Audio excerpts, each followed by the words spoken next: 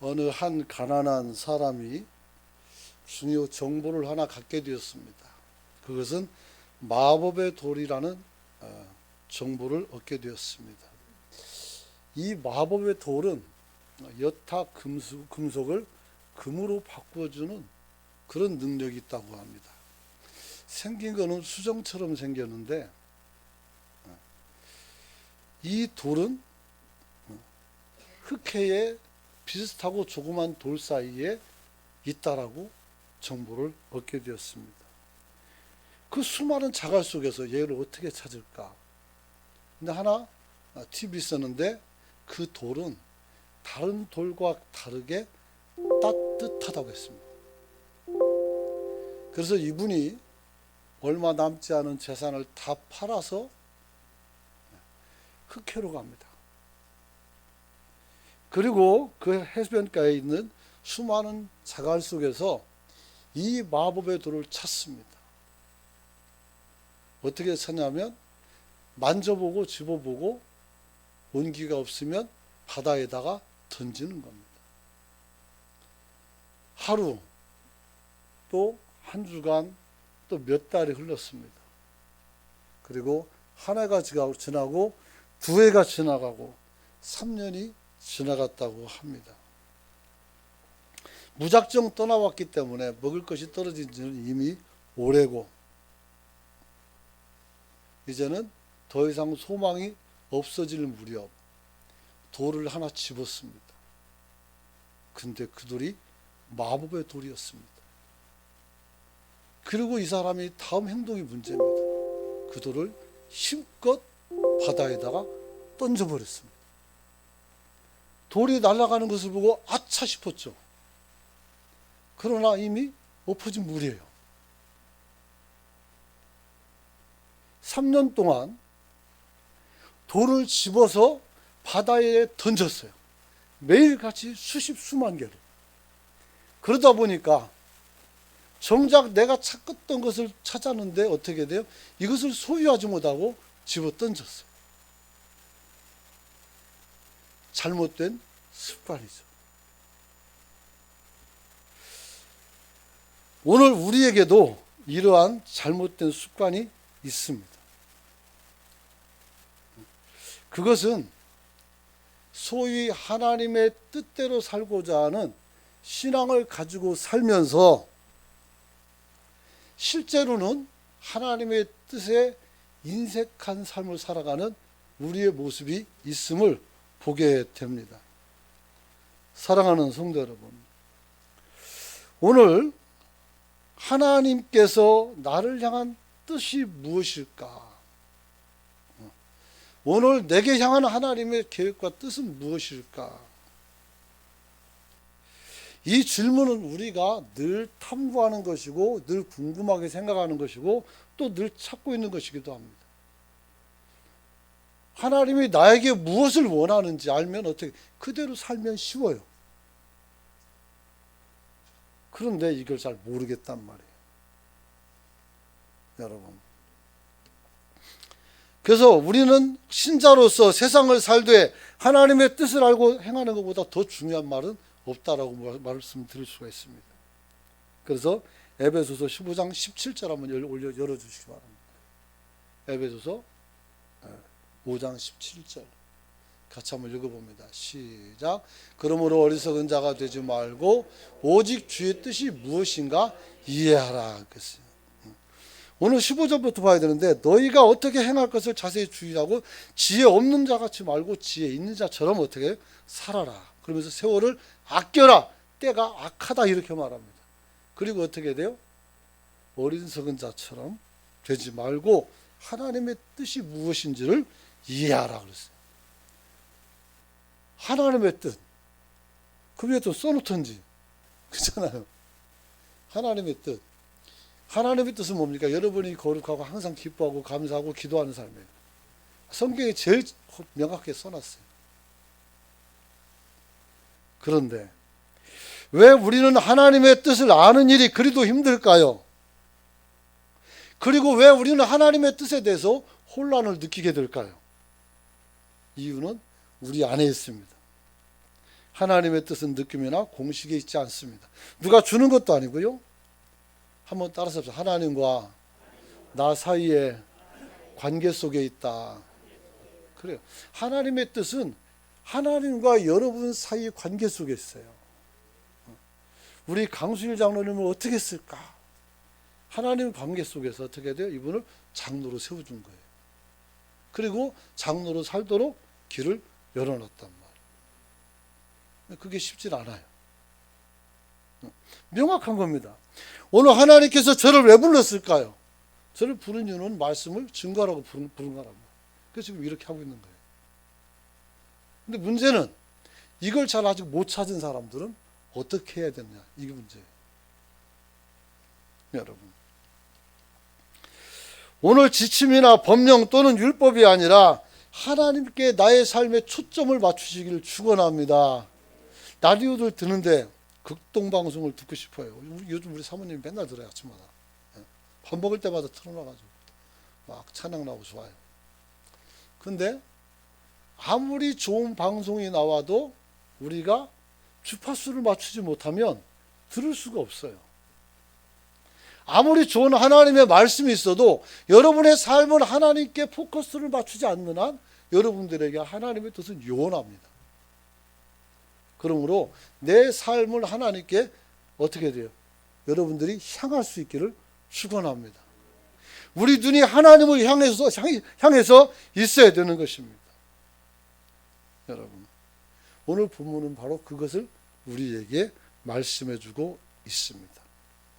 여러분, 우리에게 두 아들의 비유를 말씀합니다. 이 말씀은 예수님께서 예루살렘에 입성하시고 셋째 날인 대토론의 날에 첫 번째로 선포된 말씀이에요. 대토론의 날. 그래서 그때 교권주의자들과 예수님께서 이야기를 하게 되는데, 오늘 예수님의 권위에 대해서 물었을 때 주님은 세 가지 비유를 말합니다. 두 아들의 비유, 포도원 비유, 그리고 혼인잔치 비유를 우리에게 들려줘요. 그 중에서 오늘은 첫 번째 두 아들에 관한 비유를 말씀합니다. 내용은 이렇습니다.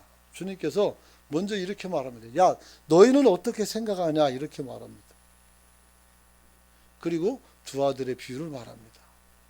어떤 집에 아버지가 두 아들을 데리고 있었는데 하루는 포도원 농장에 가서 일을 해야 돼서 두 아들과 조밥 먹으면서 그러는지 전화 그러는지 모르겠지만 부탁을 합니다. 농장에 와서 나랑 같이 일 좀 하자.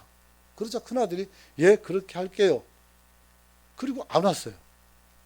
작은 아들은 싫어요. 나 못 가요. 그래 놓고 왔단 말이에요. 그리고 묻는 거예요. 너희들 생각에는 누가 아버지 말에 순종했느냐? 이렇게 말해요. 누가 아버지의 뜻대로 하였느냐? 이렇게 말합니다. 여기서 성경 그대로 한번 따라서 합시다. 아버지의 뜻대로. 여기는 그 둘 중에 누가 아버지의 뜻대로 했는가? 여러분, 그러자 사람들은 말합니다. 작은 아들입니다. 작은 아들입니다. 여러분, 그래서 끝난 것이 또 아니죠. 그 이야기를 듣자 어떻게 됩니까? 그들의 말합니다. 내가 진실로 너희에게 이르노니 세리와 창녀들이 너희보다 먼저 하나님 나라에 들어갈 것이다. 이 사람들은 바리새인들이에요. 교권주의자죠. 힘 있는 사람들이에요. 너희가 창녀도다. 몸파는 우리가 죄인이라고 인정한 이런 사람보다 천국에 들어가기가 더 어렵다고 말해요. 이유는 우리 성경에 보면 32절 말씀 있습니다. 한번 같이 한번 읽어봅시다. 시작. 요한이 의의 도로 너희에게 왔거늘 너희는 그를 믿지 아니하였으되 세리와 창녀는 믿었으며 너희는 이것을 보고도 끝내 뉘우치고 믿지 아니하였도다 그랬어요. 결국은 어때요? 하나님을 믿지 않았다는 거예요. 하나님의 표징을 보여주고 말씀을 대로 했지만 너네는 둘째 아들처럼 거부했고 큰아들처럼 안 나타났다는 거예요. 저는 청년 때 그래도 누가 더 좋은 아들인가? 그 해답을 얻고 싶었어요. 누가 좋은 아들인가? 간단하죠. 돌아온 아들이 좋은 아들이죠. 그런데 엄밀히 따지면 하나님께서는 우리가 둘째처럼 되는 것을 원치 않고 있다는 사실입니다. 그렇다고 첫째를 두둔하는 건 더더욱 아닙니다. 이 둘 다 아버지의 말을 어기기는 거스리기는 똑같아요. 하나는 말을 거스렸고 하나는 뜻을 거스린 겁니다. 그렇기 때문에 다 온전치 못해요. 여러분, 오늘 이 두 사람을 통해 우리에게 말씀하시고자 하는 것은 네 가지가 있습니다. 첫째는 바로 뭐냐면 아버지의 뜻을 분별하라는 것입니다. 두 번째는 뭐냐면 뉘우침, 즉 돌이키라, 회개하라는 거예요. 세 번째는 바로 뭐냐면 위대한 책임을 통해서 우리를 어떻게 해야 돼요? 일깨우고 계셔요. 즉 책망을 통해서 우리가 변해된다는 거예요. 그래서 자신을 일으켜 세우라는 거죠. 마지막으로 왜 창기는 천국에 가는데 바리새인은 가지 못했는가에 대해서 우리가 해답을 가져야 되는 거예요. 그러므로 여러분들이 이 네 가지를 짜막짜막하게 나눠서 얘기할 때 집중해서 잘 듣고 주님 앞에서 오늘 복받는 성도가 되시길 축원합니다. 첫 번째는 주님의 의도는 아버지의 뜻을 분별하라는 것입니다. 이 두 아들에게 말합니다. 맏아들에게 야 오늘 가서 농장 가서 일 좀 해주라. 그러니까 예 가겠습니다 하고 가지 않았어요. 반면 작은 아들은 싫다고 말했지만 뉘우쳤다고 했어요. 자기 자신을 뉘우쳤다는 말은 반성을 했다는 뜻입니다. 그리고 아버지의 뜻대로 어디로 가세요? 농장에 갔다는 것이죠. 그래서 묻는 거예요. 누가 아버지 뜻대로 했냐고. 그리고 이 사람 다 알아요. 나도 알고 다 알아요. 여러분도 알아요. 둘째라고. 여러분, 비록 가기 싫지만, 비록 내 일정이 있지만 이런 것들을 다 내려놓고 가야 되는 게 하나님 일인 줄 믿으시기 바랍니다. 그래서 12제자를 부를 때도 그물을 버려두고 나를 따르라고 하고 내가 우리 아버지 장례를 치르고 가겠다 그래요. 아버지가 곧 돌아가실 게 아니에요. 사실은 나중에 우리 아버지 돌아가시면 따라갈게요 이 말이에요. 예전에 어느 분에게 전도했더니 아주머니가 하는 말이 우리 시어머니 돌아가시면 온다고 그래요. 시어머니가 돌아가실지 자기가 먼저 갈지 어떻게 알아 내가. 그렇잖아요. 그 얘기예요. 그 얘기. 그러니까 되게 죽은 자를 장사하게 하고 너는 나를 따라오라고 그래요. 그런 거 신경 쓰면 따라오라고 그래요. 왜? 주님은 3년 동안밖에 못 있으니까. 여러분, 아버지의 뜻은 간단합니다. 포도원에 가서 일하는 것이 아버지의 뜻이었습니다. 그러면 왜 아버지는 일꾼들도 장터가 안 돼? 일꾼들에게 일을 맡기지 왜 굳이 바쁘다는 아이들을 붙잡고 이곳으로 오라 이렇게 얘기했을까요? 그것은 아버지의 포도원이기 때문에 그래요. 즉 이 포도원은 나중에 누구께 돼요? 자녀들 거 됐다는 거예요. 그래서 이 포도원에 대해서 어떻게 가서 일을 함으로써 포도원을 이해하고 나중에 농사를 짓더라도 짓는 게 아니겠습니까? 결국은 어떻게 돼? 이것은 아버지의 일이 아니라 내 일이라는 거예요. 할렐루야. 하나님께서는 이 전 세계 사람들 한 명도 구원 안 해도 손해볼 거 하나도 없어요. 우리는 언제부터 하나님이 우리를 구원하시고 우리에게 약속한 것을 이루는 것이 당연한 우리 권리인 줄 알아요. 안 해도 상관없어요. 모세가 하나님의 법궤에 들어갈 십계명을 받으러 올라갔을 때 이스라엘 백성들은 밑에서 어떻게 해요? 금송아지 만들어 놓고 거기서 춤추고 놀고 있었어. 축제를 벌였어요. 그래서 주님께서 말하죠. 내 백성이라고 하더니 이제는 네 백성 이스라엘 보라고. 모세의 백성이라고. 내 백성이라고 안 해요. 그리고 그들을 다 죽여버리고 이 돌로 다시 아브라함의 백성을 만들어서 내가 다시 어떻게 돼요? 내 일을 하겠다고 말씀해요. 그 모세가 목숨 걸고 그때 나갔죠. 그래서 하나님께서 그 강구를 들으시고 뜻을 돌이킨 거예요. 지금도 여러분을 하나도 구원 안 시킨다고 해서 하나님의 거룩성에 타격을 입느냐? 안 입어요. 하나님은 스스로 완전하기 때문에. 그렇다면 우리 하나님의 사랑과 우리 하나님의 희생과 심지어는 예수 그리스도의 보혈의 피는 누구를 위한 것이 있을까요? 하나님 자신이 아니라 우리를 향한 것인 줄 믿습니다. 우리가 그것을 알고 하나님께 영광을 돌리니까 하나님께 영광이 되는 거예요. 이 주소를 모르니까 당연히 해야 되는 것으로 알고 왜 나한테는 안 해도 따진단 말이에요. 그런 거 없어요. 여러분, 아버지는 아들이 주인의식을 가지고 그 포도원에 돌아와 돌볼 것을 기대하고 있던 것입니다. 이 말은 곧 아버지는 아들을 믿고 있는 거예요. 내가 너에게 맡겨도 문제가 없다는 거. 믿으니까 와서 일하는 거지. 그렇잖아요.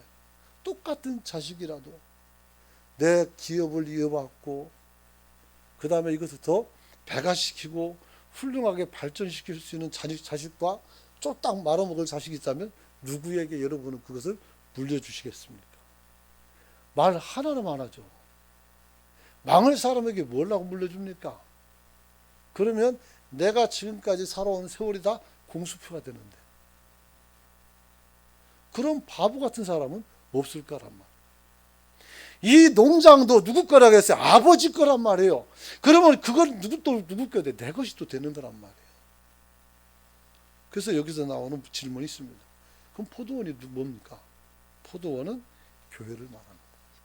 당시 유대 지도자들이 섬기는 교회이기도 하지만 오늘 우리가 섬기는 우리의 교회인 줄로 믿으시기 바랍니다.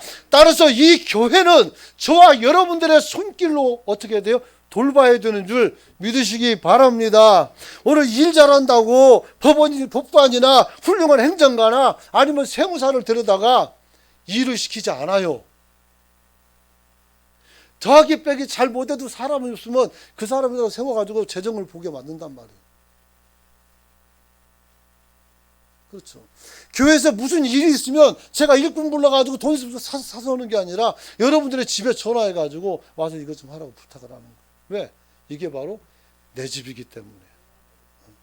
여기서 내 집은 하나님의 집입니다. 그리고 또 우리가 이곳을 사용하는 우리 교회이기 때문인 줄 믿으시기 바랍니다. 저쪽 멀리 있는 수영력 교인들한테 우리 교회 청소 좀 오라고 오실 분도 있겠지만 내가 거기 왜 가? 이럴 수 있어요. 여러분, 오늘 이곳은 오늘 우리의 하나님이 우리에게 주신 공간인 줄로 믿으시길 바랍니다. 여러분, 그러므로 아버지 포도원에서 일할 사람은 바로 아들인 우리의 일인 것입니다. 할렐루야. 그럼 여기서 무슨 일 할까요? 첫 번째는 말씀을 여러분들이 온전히 순종할 수 있기를 축원합니다. 주의 말씀에 온전히 순종해야 돼. 아브라함이 하나님에게 본토 친척 아버지 집을 떠나서 내가 너에게 지시하는 곳으로 가라는 말씀을 들었을 때, 만약에 여러분의 남자친구나 여자친구가 젊은 애들 말이에요. 나이 드신 분 말고 여러분 있으면 안 되고, 아셨죠? 젊은 사람들. 남자친구가 여자친구도 올라가자고 해놓고 어디를 가는 것도 안 정해놓고 뭘 먹을 것도 안 정해놓고 아무 계획도 없이 아주 가자고 하면 따라가겠어요? 난 내 딸 같으면 가지 말라고 가르칠 것 같아. 그런 정신없는 애한테 왜 따라가냐고. 그렇잖아요. 지금 하나님이 아브라함에게 그래요. 가래요. 어디로요? 내가 지시하는 곳으로. 그 어딘데요? 안 알려줘요. 어떻게 가라는 얘기. 그래서 히브리 기자는 뭐라고 말했습니까? 한 가지 믿음으로 부름받았을 때 순종해서 어떻게 돼요? 장래 기업으로 받을 땅을 나갈새 갈 바를 알지 못하고 갔다. 갈 바를. 어디로 가는지 모르고 갔다는 거예요. 여러분, 세상에 이런 여행이 어디 있고 이런 이사가 어디 있습니까? 제가 아내에게 성은이 우리 이제 이사 가야 돼. 짐 싸. 어디로요? 몰라. 그건 누가 싸요? 정신 차리라고. 그죠? 쫓겨나지 않으면 다행이란 말이에요. 그런데 주님께서는 그랬단 말이에요. 여러분, 그런데 이런 엉터리 같은 명령을 어떻게 돼요? 믿음으로 순종했습니다. 할렐루야. 여러분, 그렇습니다. 신앙이라는 것은 믿음으로 가는 여행의 목적지가 문제가 아니라 하나님이 나를 이끌고 있다는 것이 중요합니다. 그리고 그 이끄심에 오늘을 맡기는 것이 우리의 신앙인 줄 믿으시기 바랍니다. 그렇기 때문에 일반 여행하고 달라요. 그렇기 때문에 어떻게 정신 차려야 된단 말이에요. 여러분, 오늘 우리가 하나님 앞에서 잘 순종하고 그 이끄심에 따라가는 성도가 되시길 축원합니다. 두 번째는 우리 안에 존재하는 부정적인 인간적 요소를 제거해야 된다는 거예요. 일하지 않는데 자꾸 뭘 부정적으로 가냐만 하는 거예요. 하나님의 명령은, 아버지의 명령은 어떻게 돼요? 우리가 선택하는 것이 아니라 같은 가족으로 어떻게 해야 돼요? 따라가야 되는 거예요. 지금이야 각각 일이 다르기 때문에 아버지 내일 바빠요 뭐 용납이 되지만 예전에는 먹을 게 있어요. 밭 갈고 논 가는 것밖에 없는데. 그럼 아버지가 가야 된다는 말은 이것은 우리 가정의 문제예요. 내 문제이기도 하고. 그래서 다 내려놓고 가서 밭을 갈든지 논을 갈든지 해야 된단 말이에요. 그게 우리 농사 짓던 시절 모습 아닙니까? 여러분. 근데 거기서 가구 말고를 내가 왜 결정합니까? 아버지는 꼭 뭐 좀 하려면 뭐 하라고 그래요. 그런 말 하지 말고 어떻게 해야 돼요? 순종해야 돼요. 목회자 또한 저도 마찬가지입니다. 하나님이 저를 이끌어 가실 때 어떤 때는 안 갔으면 하고 싶은 생각이 있어요. 어떤 일일까요? 어려운 일을 겪을 때. 오정혜 목사님이 오늘 아침에 설교하는 걸 듣는데 그분이 어려운 그 과정을 겪었어요. 정말 목숨이라도 내주면 내주고 이걸 피했으면 좋겠다 싶은 일들이 있단 말이에요. 여러분들도 있었을 것이고. 근데 그런 얘기예요. 그런 아픔을 겪어보고 나서 인생을 알게 됐다. 그런데 데미지가 커요. 그런 일이 있기 전에는 그분이 우리나라에서 솔직히 제가 봤을 때는 설교를 제일 잘하는 목사님이었어요. 근데 그런 일이 있고 나니까 설교 듣는데 자신감도 하나도 없고. 그래서 제가 알아요. 그게 회복되는 게 얼마나 힘든지. 하지만 회복하기 위해서 저는 기도하고 있죠. 여러분, 우리가 인생의 데미지를 크게 입게 돼요. 하지만 어떻게 돼요? 하나님이 이끄시면 가는 겁니다. 할렐루야. 그게 아파요. 세 번째는 하나님이 주신 소명을 끝까지 성취하고자 하는 사람들의 삶을 말하는 것, 즉 다시 말하면 비전을 끝까지 붙잡는 삶을 살아야 된다는 것입니다. 여러분, 하나님께서 우리를 통해서 이루고자 하는 일들이 있습니다. 할렐루야. 그 일을 여러분을 통해서 잘 이룰 수 있기를 축원합니다. 여러분, 하나님께서는 이스라엘 백성들의 영화로움을 사울 왕을 통해서 이루고자 그를 왕 삼았어요. 근데 얘가 변질되니까 어떻게 돼요? 하나님이 비전을 포기하는 것이 아니라 사람을 포기하고 그 비전을 다른 사람, 즉 왕 다윗에게 준단 말이에요. 요한계시록 보면 2장 5절 있습니다. 같이 한번 읽어봅니다. 저는 물 마실 동안 읽으세요. 시작.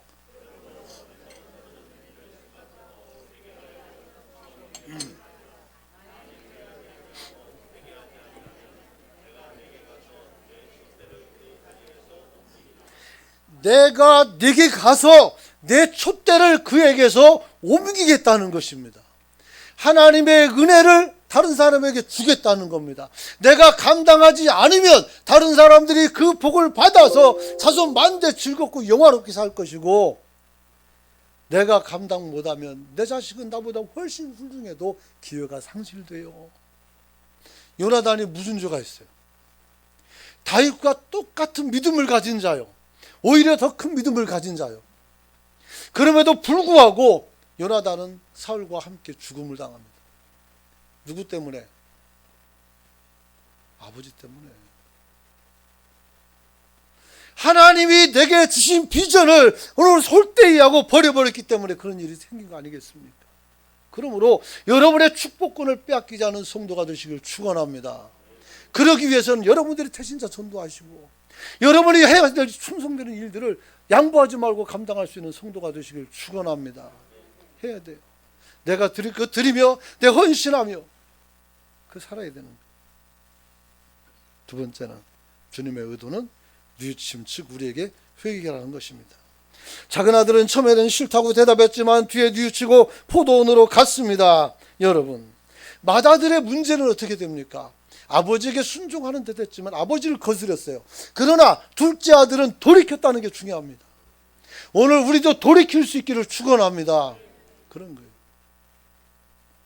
그래서 우리가 하나님께 아끼고 숨기고 감추고 그러지 말고 돌이켜 하나님께 다 보여주고, 지난 수요일에 말씀드린 것처럼 우리의 약점을 다 드러내야 돼요.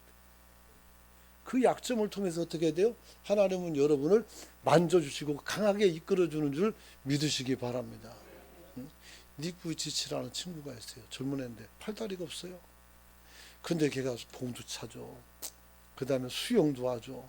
장가도 갔어요. 여러분, 나는 다리도 없어 팔도 없어 나는 장애자야 라고 사람을 원망하고 어둡게 세상을 봤더라면 이 아이에게는 기회가 없었을 거예요. 하지만 자기의 신체를 드러내 보이고 어떻게 돼요? 나 그래 이런 사람이야. 어쩔래? 하지만 나도 사람이잖아. 나도 살 권리가 있잖아요. 나도 밥 먹을 권리가 있고 결혼할 수 있는 권리가 있잖아요. 아무도 그에게 그 권리가 뺏을 수도 없고 없다고 말할 수가 없어요. 우리 스스로가 포기하는 거예요. 나는 이렇게 부족하니까, 나는 여기가 약하니까. 그러지 말란 말이에요. 여러분이 어때서 그래요? 여러분, 오늘 주님 앞에서 우리가 연약함에 이르다 할지라도 여러분이 당당하게 세상 가운데 맞서는 성도가 되시길 축원합니다. 축원합니다. 예수님이 종교 지도자들에게 하는 말이 이겁니다. 요한이 의궤도로 너에게 왔는데 너희는 왜 저를 믿지 않고 돌이키지 않았느냐, 이 말이에요. 그래서 바리새인들이 왔을 때 요한이 그걸 알고 이 독사의 자식들하고 욕을 합니다. 성경은 참 무식한 욕도 있어요. 독사의 자식이래요. 우리나라 사람 제일 많이 쓰는 거 멍멍이 자식 이런 사람. 근데 여기는 독사라네요. 아이고. 그리고 뭐라고 말합니까? 너희가 어찌 임박한 진노를 피하려고 하느냐. 회개하지 않고는 불가능한 거예요. 여러분, 장남이 왜 대답만 하고 안 움직였는지, 차남은 왜 안 간다고 대답하는지 우리는 그 이유를 알 수가 없습니다. 그러나 중요한 것은 아버지가 지금 포도원 농장을 이 아이들에게 부탁하고 있다는 사실입니다. 여러분의 생활이 어떤지, 여러분의 마음이 어떤지 저는 모르겠습니다. 알아도 모르는 살 수밖에 없고 별로 없잖아요. 알아도. 그런데 중요한 건 뭐예요? 하나님께서 여러분에게 부탁했다는 거예요. 너를 교회를. 여러분이 이 은혜를 놓지 않은 성도가 되시길 축원합니다. 여러분, 오늘 우리는 하나님 앞에서 주님의 뜻에 뉘우치고 순종할 수 있어야 합니다. 그러므로 우리는 하나님 앞에서 처세로 살지 말고 순종으로 살아갈 수 있는 성도가 되시길 축원합니다. 처세가 뭐예요? 사람들을 잘 사귀어서 위기도 극복하고 어떻게 돼요? 사람 네트워크 만들어가지고 힘을 만들어가지고 어떤 일도 만들고, 이게 처세 아니에요. 그런 거지 말라는 거예요. 하나님께는 처세가 안 통해요. 사람에게 통하는 거고. 교회에서도 사람을 만들어가지고 막 자기 그룹 만들고 막 이러면 어떻게 돼요? 벌밖에 받을 게 없어요. 파당을 지는 자라고. 그러면 어떻게 돼요? 처세하지 말고 하나님 말씀에 순종하여 인정받는 성도가 되시길 축원합니다. 축원합니다. 우리는 생각을 바꾸고 하나님의 뜻에 뉘우치고 순종할 수 있는 성도가 되시길 축원합니다. 그래요. 이제는 우리 모두가 뉘우치는 사람만이 업적을 남기게 되는 것입니다. 여러분, 뉘우침이라는 것은 우리 삶을 돌이켜서 통째로 어떻게 됩니까? 방향을 바꾸는 것을 말합니다. 막 이쪽으로 가다가 어떻게 돼요? 완전 돌려서 반대로 가는 거예요. 옳은 길을 가는 거예요. 옳은 길을. 여러분들이 주님 앞에 그렇게 될 수 있기를 축원합니다. 둘째 아들은 아버지의 명령을 거부했지만 그는 돌이켰고 아버지께로 돌아갔습니다. 그래서 아버지의 뜻대로 산 자가 되었던 것입니다. 리차드 테일러는 이렇게 말합니다. 크리스찬의 생활 훈련에서 성숙이 표지가 되는 가장 큰 훈련은 다른 것이 아니라 순종이다. 그래요. 그래서 맨 마지막 시험이 뭐냐면 순종 시험이에요. 순종 시험. 어떤 것이라도 할 수 있느냐 이거죠. 저는 가장 인상 깊었던 게, 나는 부흥 강사 동안 절대 그렇게 안 할 것 같은데, 그때 남편이 경찰에서 일하는 그 부인이 있었어요. 낮에 낮 공부할 때 저는 이제 전도사니까 참석해야 되잖아요. 참석해서 설교를 듣는데 목사님이 물었어요. 주님을 위해서 다 포기할 수 있냐고. 있다고 그래요. 하나님이 네 남편 데려간다면 포기하려고 했더니 예 그랬어요. 굉장히 충격을 받았어요. 굉장히 충격을 받았어요. 그리고 그분은 지금도 그렇게 살아요. 정말 신앙으로 수원에 살고 있어요. 수원에. 어떻게 그럴 수가 있을까요? 우리는 생각할 수 있죠. 하나님께서 그 남편 안 데려간다는 것을 믿었기 때문에 그럴 수도 있겠다. 그런 생각할 수도 있지만 되게 진지했었어요.